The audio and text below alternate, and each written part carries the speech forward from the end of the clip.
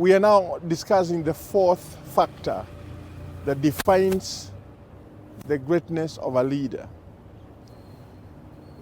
We have said clearly that for anyone to succeed, they must be working in a team arrangement, because the greater the organization, the higher the numbers should be for those that you bring to be able to build on the dreams of what you want to do.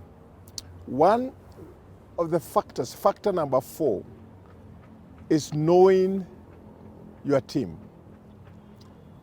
Every leader that is going to demonstrate greatness will be a leader that will know the people that they are working with, will show interest on knowing what is happening that surrounds their situation and circumstances. And that becomes a very, very important, in fact, the important factor. Knowing the strengths and the weaknesses of every individual so that you can effectively manage the outcomes. Leaders of great visions are willing to spend resources to input on building the capacity of the people that are in the team so that they can be equipped and enabled to be able to achieve objectives. And therefore, I want to ask you a very, very personal question as a leader. Do you know your team?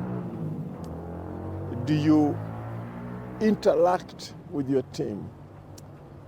Do you know their strengths and their weaknesses so that you can see how you're going to look at the areas of weakness for the purpose of strengthening, for enablance of meeting the challenges of your organization?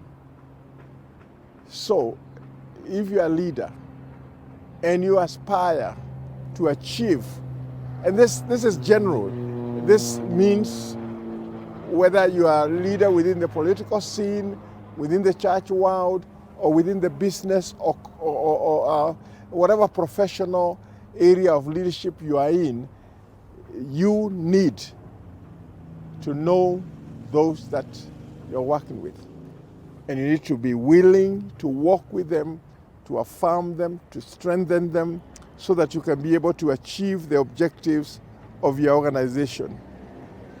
And you will be able, when you have a good support, be willing to take some risk in certain decisions you have to make, trusting God, because we started with the first quality being our faith in God.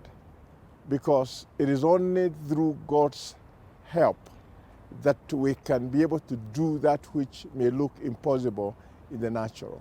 Lord, I pray for those that follow us on this segment, God, they will find something that they can be able to cultivate within their leadership responsibility.